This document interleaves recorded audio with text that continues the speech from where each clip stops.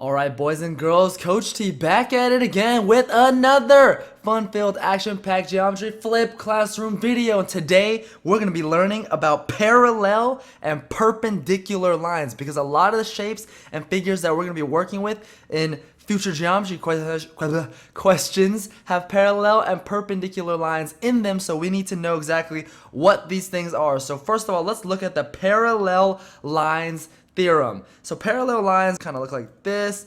Boom, they kind of go in the same direction. In a coordinate plane, two distinct non-vertical lines are parallel, and this is the notation we use to describe parallel if and only if their slopes are the same. Okay, because if these lines are going in the exact same direction like this, then their slopes would have to be the exact same. See, look, this rise and run is the exact same as this one. It's just that, they're maybe crossing the y-intersect in a little different spot. Okay? All vertical lines are parallel to each other. We kind of separate the vertical lines from, other non-vertical lines because vertical lines like this, perfectly vertical lines, straight up and down, they don't have a slope. You can't say there's a slope really because it just suddenly drops off. So we kind of talk about them differently, but any two vertical lines, they're still going to be parallel. All right, now let's go on to the perpendicular lines theorem. So what does perpendicular mean again? Perpendicular review means when two lines are crossing and it makes a 90-degree angle right there. It doesn't exactly have to look straight up and down, like straight up and down and then sideways. It could be like an X like this, as long as when they cross, it makes a 90-degree angle. So, in a coordinate plane, two lines are perpendicular. Here's the sign for perpendicular right there, upside down T. If and only if their slopes have a product of -1. So if you multiply two lines' slopes together and the product is -1, then you would know that those two lines are perpendicular. Vertical and horizontal lines are always perpendicular to each other, okay? We kind of keep that separate because once again, vertical lines don't have a slope, so you can't really multiply, a slope that doesn't exist with anything. But if you think about it, a perfectly vertical line straight up and down is going to be perpendicular to a straight left and right line. All right, so now let's get some definitions down. Parallel, this is just going to show you the difference, the slight differences in these three types of characteristics of lines. So, parallel, the slopes are what? What are the slopes? They are the same. The same.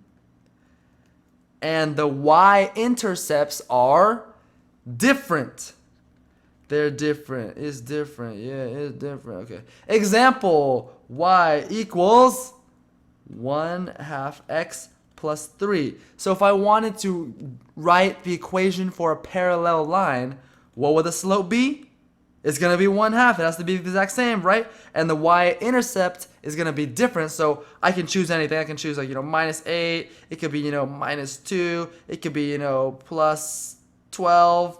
Okay, so as long as the y-intercept is different, but the slope is the same. Okay, anyways, get rid of that. Now, perpendicular, the slopes are opposite signs. Opposite signs. Whoa. And they are reciprocals. Uh-oh, what's that word again? What does reciprocal mean? Reciprocal means flipped. So for example, the reciprocal of 1/6 equals 6/1. The reciprocal of 3/4 equals 4/3. That's the reciprocal. These don't equal each other. I'm just saying reciprocal. Whoops. Okay, so the slopes have to be opposite signs because look, if we're drawing perpendicular like this one, this is a positive slope because it's going up and to the right, and then our perpendicular line would look like this. And see, this line is going negative because it's going down and to the right.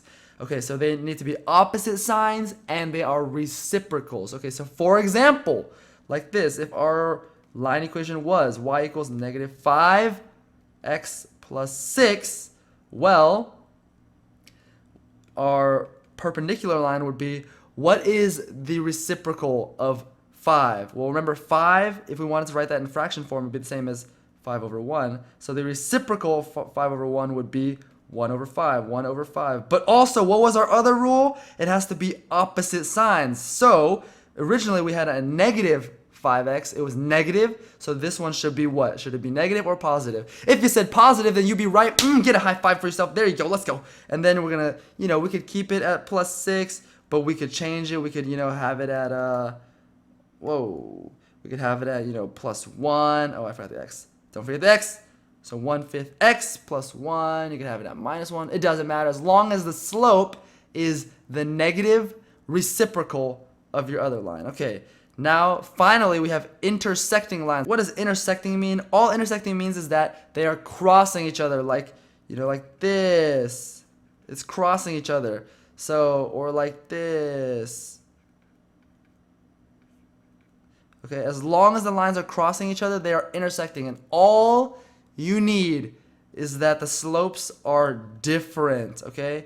Because remember, if the slopes are the same, then what are the lines going to be? They're going to be parallel. And parallel lines go on forever, but they never touch each other.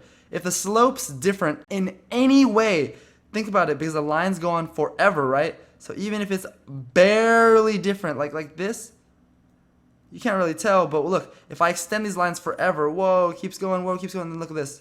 Closer and closer and closer and closer. And then look, eventually, boom, it crosses. So as long as the slopes are different, they will at some point intersect each other. So for example, we're just going to write y equals what? You can write any two different slopes. 2x minus 5, y equals 5 plus, or whoa, what am I missing right there? I need an x, 5x plus 3. See, all that matters here is that we have different slopes, okay? All right, so let's go into some example problems. So here it is. Determine the relationship between the pair of lines. So they're going to give you two lines. And hint, first solve for y. That was in the notes yesterday, last night, which I know you did right. So first solve for the y if the equation is not in slope-intercept form, because it's a lot easier to see, your slopes, since since all of these kind of deal with slopes. It's a lot easier to see the slope in slope-intercept form. All right, then we're going to compare the slopes and y-intercepts, and then we're going to decide whether they are parallel, perpendicular, or just intersecting. All right, so here we go. You can also graph to check. All right, so let's do number 1. Okay, so first, is this first one already in slope-intercept form? What was slope-intercept form? It's y equals mx plus b. Is this first one in that format? Yes, it is. So we don't need to do anything with this. We're just going to write the slope. What's the slope of this first y equals 5x plus 6? The slope is 5. Or you can write 5 over 1. That's going to make it a little easier to see. So remember, it's rise over run. Okay, what's the y-intercept right here? It's the plus 6. So the y-intercept is, remember, it's a point, 0, positive 6. Okay. Now, what about this one over here? Wait a second. That one's not in slope-intercept form. We need to get this into the y equals mx plus b form. So we need to get the y by itself. We're actually only one step away here. What do we need to do to get the y by itself? We're going to divide by 5. So divide everything by 5. And now we have y equals negative 1 over 5x minus, what's 15 over 5? That's 3. And so we have y equals negative 1 over 5x minus 3. What's the slope here? The slope right here is negative 1/5. Negative 1/5. So that would be going down 1 and over to the right, 5, okay? And then what's the y-intercept here? That's going to be this number. So remember, it's a point, so 0, negative 3. It's always 0 in the x spot, and then whatever number is right here, that it goes in the y spot. Okay, so what do we see here? What do we see here? Let's check down here. These lines are what? How is the slope? The slope is, it's the reciprocal because it's flipped, right? Originally it was 5 over 1, but now we have 1 over 5. And it's the opposite sign. Originally we had the positive 5 over 1, and now it went to the negative 1 over 5. So what is it when you have the negative reciprocal? That means the lines are perpendicular. Perpendicular. Because why? Because the slopes are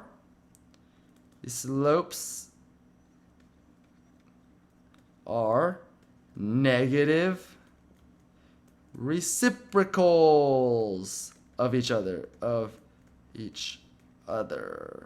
All right, and if you wanted to graph it, just check it out. So let me use my screen sketch to show you because this is the most accurate way. Screen sketch. So how do we graph it again? So first you're gonna plug in your y-intercept. So we have 0, 6, 1, 2, 3, 4, 5, 6 right here. And then, we're gonna draw our graph. So up 5 over 1, that's gonna go off the graph. So I'm just gonna go the opposite direction. I'm gonna go down 5, 1, 2, 3, 4, 5, left 1. Down 5, 1, 2, 3, 4, 5, left 1. Okay, so there's my first line. Okay. And if it actually is, what do I need to draw? What do I need to draw at the end of the line? The arrows. All right, so if I'm going to draw this other line, we're going to go with, what's the y-intercept? 0, -3. So 1, 2, 3 right here. And then we're going down 1 over 5. Down 1. 1, 2, 3, 4, 5 over 5. Let's go the other way. 1, 2, 3, 4, 5 up 1. And so we're going to connect this line. And it should cross. And when you look at it in a certain way, it should cross at 90 degrees. So, look at these lines. Does it look like it make a perfect cross shape? Yes, it does. Crosses at 90 degrees, and there it is. You would know that it's perpendicular. All right, let's go to the next one. All right. So this one, we got to remember, we got to get it into y equals mx plus b form. Is it in y equals mx plus b form? No, it's not. There's a -2 on the left side. We don't want it there, so we're just going to add 2 to both sides. Plus 2 plus 2. Goodbye. Y equals 7x plus 2. And we're good. What's the slope here? It is 7. Or 7 over 1. Okay, that's going to make it a little easier when we're dealing with things. What's the y-intercept right here? There it is. It's 0. Whoa. It's 0, +2. There it is. And now this other one over here, is this already in slope-intercept form? Yes, it is. So what's the slope right here? It's also 7, or 7 over 1. And the y-intercept is right here. It's going to be 0, -5. Okay, so what do we see about this one? The slopes are the same. So what does that mean? Let's look up at these. Slopes are the same, and the y-intercepts are different. So that means it is parallel. These two lines are parallel to each other. As soon as you see the slopes are the same, you kind of get the idea that they are parallel. So these lines are parallel because they have the same slope but different what? Different y-intercepts. Good. And you could graph this to check it out. Okay, so you guys know how to graph, right? So I'm just going to go ahead and use this handy dandy tool right here to graph it. Check it out. We have y equals 7x plus 2 and then y equals 7x minus 5. So watch this. Y equals 7x plus 2. Enter.